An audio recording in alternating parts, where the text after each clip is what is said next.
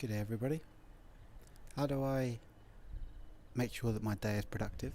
How do I try and lower my risk of injury or illness as much as possible?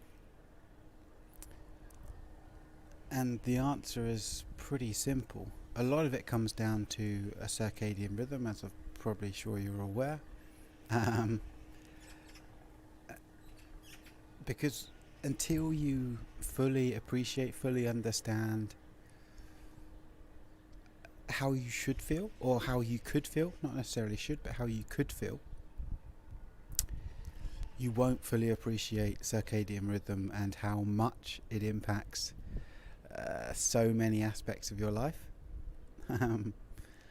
Like, for example, my morning routine is I'm awake and up out of bed.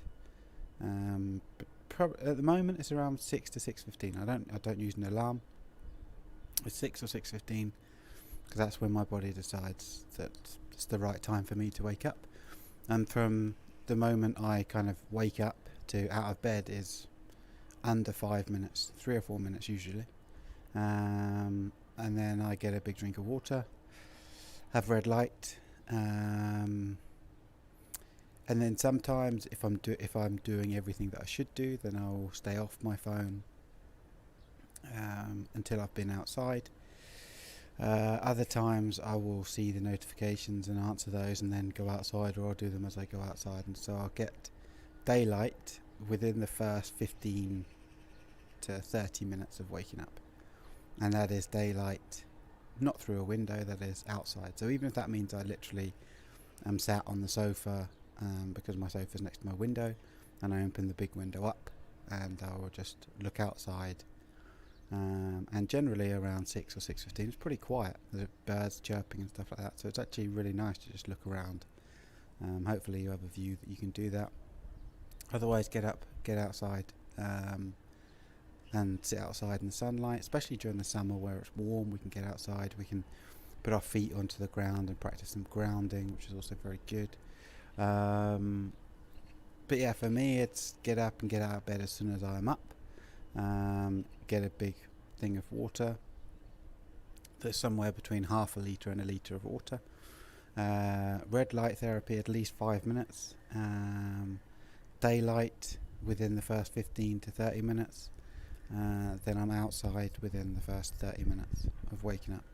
So even if I had daylight 5 minutes, then I'm outside anyway. Like today I went for a workout, and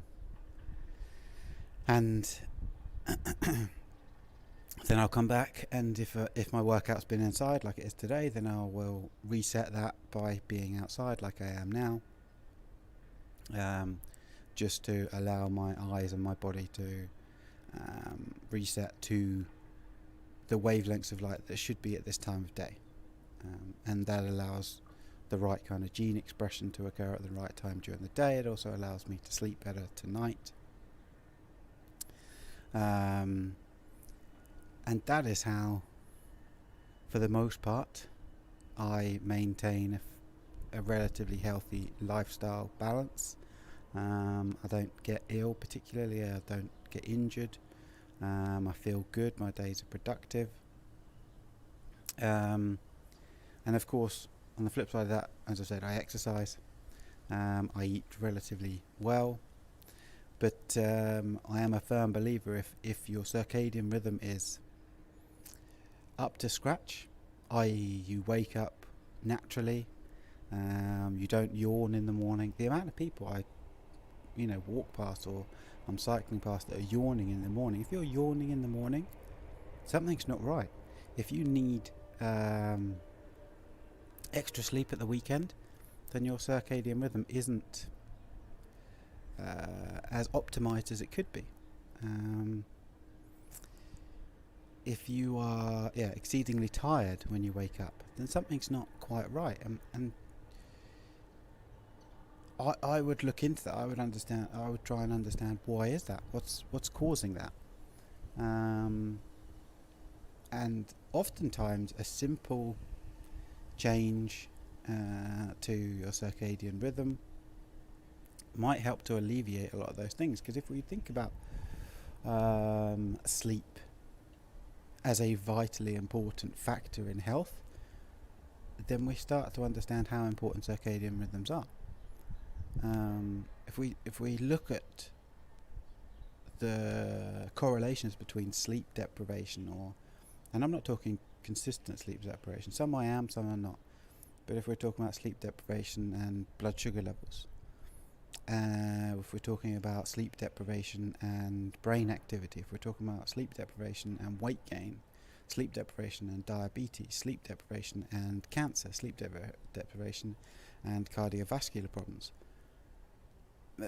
sleep deprivation has its hand in so many pathologies that it needs to become more of a integral part of your health and your healthy lifestyle. And when I say sleep, I mean sleep and circadian rhythm. So it's very difficult to have one without the other. Just because you slept for 11 hours doesn't necessarily mean that your circadian rhythm is spot on. It means that you needed to sleep for 11 hours and find out why you needed that sleep for 11 hours. As I say, I tend to sleep for about 7 to 7.5 hours, which works for me.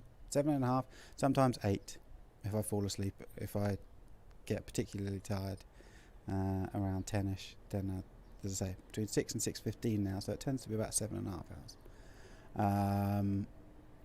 And I wake up and I feel refreshed, and that's what people have lost. They're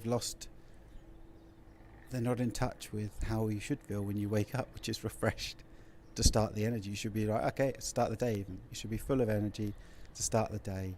And then we stay indoors for too long and we don't get outside. Therefore,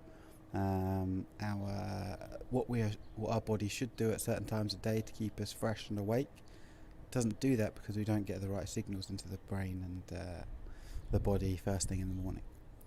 So how do I ensure that my day is productive and I stay as healthy as possible, as injury free as possible, and have the least possible illnesses? Circadian rhythm. Up, water, red light, daylight, exercise, and eat. Eat particularly well. At the moment, I am back onto intermittent fasting because I've got lazy with it. And so I'm doing kind of like an 18-6 at the moment, but that's not always 18-6 because